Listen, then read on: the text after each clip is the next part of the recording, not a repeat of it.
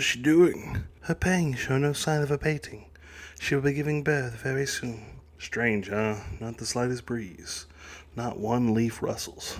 And look about. 'Tis night, and yet light seems to fall on us. But why is it so bright? Where's the light coming from? Look at that! Light's pouring in from a crack in the clouds! Before dawn on April 8th, a miracle filled heaven and earth and enveloped all living things with bliss. Some heard beautiful melodies descending from the heavens. Others were suddenly bathed in a pleasant aroma. In each and all hearts a voice announced, "Hark, and behold, he is born." How strange will this get? Since daybreak, all the animals of the forest have come together around the newborn. With the first light of the day, from the royal wife came forth the baby, wrapped in silk swaddling clothes and velvet bedding. It looked like an angel alighted on a pure white lotus flower. The fragrance of the petals and the fruit filled the air. Butterflies danced and bird songs sounded like blessings. Honey, look, he's here. Your baby. I thought of a name on the way back. What about Siddhartha? Siddhartha, a great name. Fulfilling a purpose, right? Honey, I can't. I have to go now. Go? But where? This is your home, Maya. Has the fever gone to her head? No, my husband. Lately, someone's been calling to me over and over. With the baby safely born in your hands, it's time for me to go, my dear. Nonsense! Honey, our baby boy will become a wonderful man in all the world. None will have a greater soul or truer beliefs. Yes, I think so too. That's exactly why you mustn't die. It's our duty to watch over him as he grows up. Honey, hold my hand. The moment of our parting has come. Maya, I won't have this. Stop thinking of death, mother of my child, mother eternal. Don't forget me, please.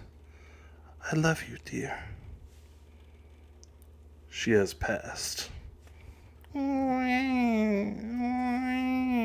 Osamu Tezuka is one of the most prolific mangaka of literally all time. He wrote the book on manga quite literally. He is Walt Disney and Jack Kirby rolled into one, with more creations than you could shake a stick at, but probably most notably Astro Boy as we know him in the States, or The Great Adam if you are in Japan, translating literally.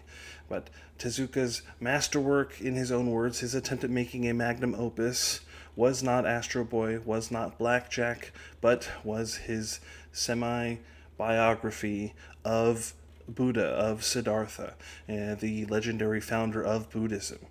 And I have today read the first volume, that is a quite large edition of this work. But funnily enough, it only just begins to scratch the surface of the life of Buddha in Tezuka's epic series. Join me for a discussion of this volume. And if you like the work that I do here, please give this video a like, subscribe so that you can watch future videos that I put out every week on various comics in my Divining Comics Challenge, where I've picked 52 comics from across the globe and across history to expand my knowledge of the breadth and depth of the medium that you can participate in by looking at the description in the show notes. Don't forget to also give this video a comment with some of your favorite manga, some of your favorite Tezuka manga, if you would like. And you can support me also over on my website, spikestonehand.com, where I put out weekly new comics buyer's guides. I put out links to interesting comics news, reviews, interviews, YouTube's podcasts that I personally think are interesting and worth your time reading. And you can also finally throw me a few dollars over on Patreon, get your name in at the back of this video. But without further ado, let me welcome you to my channel, Divining Comics, where I explore the magic hidden between the panels of your favorite comics. Boys and girls, your attention, please. Presenting a new exciting radio program featuring the thrilling adventures of an amazing and incredible personality.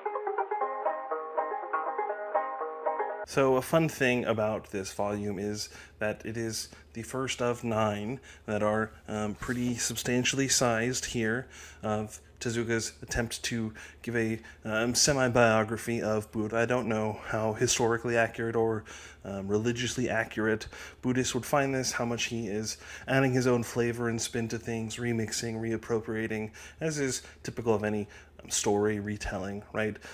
But in this volume, it is about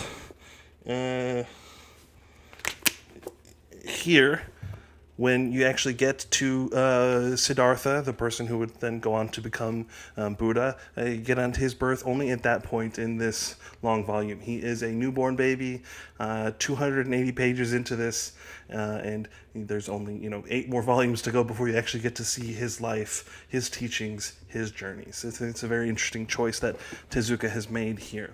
This volume is actually mostly about a trio of characters, maybe 4 or 5 if you want to expand it outwards. But it starts off with Naradatta, who is a Brahmin monk, a disciple of the great teacher Asita.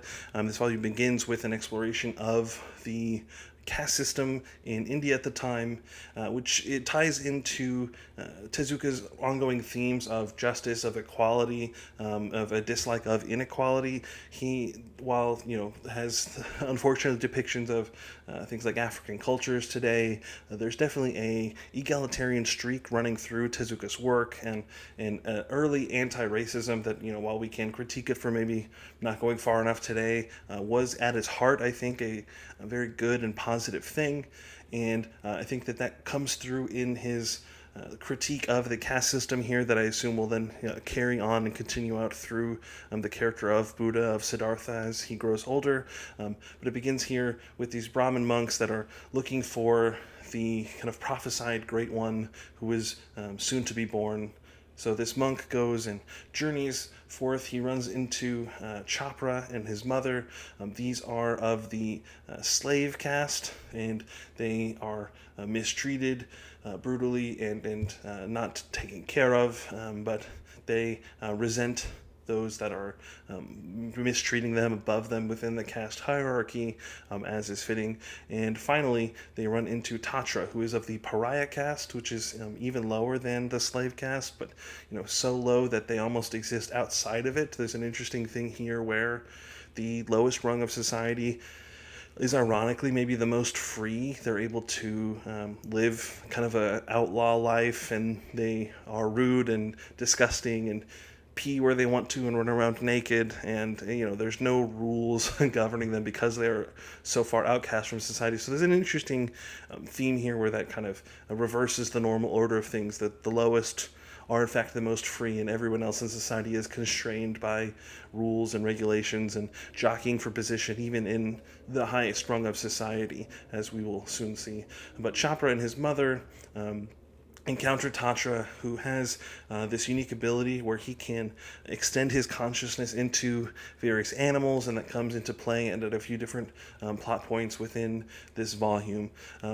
But long story short, through the destruction of the Pariah's village and through the destruction of Chopra's village, he ends up tricking the General Budai, who is presented initially as being very evil, malicious, but as the story goes on, you realize he is just a person in the position of society playing the cards that are dealt to him, and this doesn't justify his evil actions, but instead offers as an explainer, right? That if he was born in a different caste position, he would behave differently, but instead Budai, as a leader in the warrior caste, has to jockey for position, has to be brutal, has to be violent if he wants to succeed in life and leave a legacy. And this is in a certain sense ironically denied him because of his violent ways. He ends up disabled. He loses an arm and a leg, and that kind of moment of humbling leads him to adopt Chopra, who pretends to not be a member of the slave caste but be a member of the warrior caste. Chopra succeeds through the ranks, becomes this great warrior, but who is ironically then humbled himself for deceiving everybody when his truth of his ancestry is revealed. So let's first talk a little bit about the art. It is, I think, quintessential old school manga in the sense of these very cartoony characters that are very expressive. They're consistent, but in that kind of rubber hose way that old Disney cartoons might have had. And I know Tezuka was very influenced by Disney cartoons, and I think that that cartoon allows Tezuka to sometimes sneak in more darker moments than you might expect. This is the main thing, if you've ever read Astro Boy, is that it's the cutest little character in the world, and the most horrifying things are constantly happening to him. And I think that's another ongoing theme of Tezuka's work, in addition to his egalitarian streak, is that he's interested in the ways that children experience trauma, the way that it affects them throughout their lives, and it shapes them into the people that they will eventually become. That's a theme in almost all of his works that are feature child characters, and it is definitely present here. I think that problem of childhood suffering is part of one of Tezuka's broader interests in the issue of suffering, right? And you can see why he might revere a figure such as the Buddha so greatly, because suffering is something that very deeply troubles Tezuka, as it should trouble all good-minded people, right? But here we can see the ways that the suffering of all of these people is a result of the ways that men have set up society and structured it, the way that people are put into these various castes by birth, and that is part of it, but there's also a broader suffering that is just a part of nature, right? And distinguishing between the two is a very important thing for people that are interested in creating a better society, or creating a society where there is less suffering. But I assume, given how important that is to Buddhism, the idea of suffering as an illusion, suffering that you have to let go and move through, that will be a recurring thing in this volume, especially as it ends in a point where, without getting into too many spoilers, Tatra is set off for revenge. His heart becomes hardened, and he wants to get back at those who have hurt him so much and so repeatedly. He's kind of lost his free-spirited, freewheeling nature that he had at the beginning of this novel, and ends up in a worse place, consumed with revenge and regret and anger and ire, and that kind of controls him in a way that he wasn't free at the beginning of this novel. But why does Tatra have the ability to cast his consciousness into animals? Well, I think that that's also kind of tied into the third theme that I've identified here in this work, and that is related to the previous two, in that there's a value in identifying with the lowest of the low, right? In this case, animals. There is a repeated pattern where those who mistreat animals, those who think that animals are a means to an end for humans, are ironically subjected to the level of animals. They are themselves put down to a humble level. Whereas Tatra, who at the beginning of the novel sees himself as no better than the animals, is literally able to become them. He's able to soar like a bird. He is able to gallop like a horse. He's able to pounce like a tiger, because he identifies with the animals. Returning to the art a little bit, Tezuka does such an incredible job here of the incredible backgrounds. This is a monumental step ahead if all you've read is Astro Boy, that he is creating these beautiful landscapes, and I could read an entire silent comic with just these backgrounds, and I think that he gives us that a lot. He rightly knows when to step back from the dialogue and narrative captions and just let the scene speak for itself, especially when there is nature scenes, where there's scenes with animals. You don't have a lot of characters talking. It plays out largely in silence, and I think this is especially powerful in a sequence at the very beginning where the wise sage Asita gives kind of this parable about his time as a monk, where he was starving, and the animals that had wanted to care for him all try to bring him food, but it is only the rabbit who sacrifices himself and jumps in a fire for the wise master, that is able to provide him the sustenance he needs to make it through. And there's something very parable-like in it, that it plays out entirely in silence. There's no dialogue in these pages, and that lets you, the reader, kind of put your interpretation of the parable onto the passage. I think it becomes kind of a koan that the disciples of Asita try to figure out the meaning of this great deeper truth. And I think that not forcing dialogue into that scene allows for this variance of interpretation that works so well. Finally, I just want to say that I think that from a writing level, it is such a powerful baller move to take your time telling the story, to get 280 pages before the character that this manga is named after is even born, much less a character that can talk and think and express himself.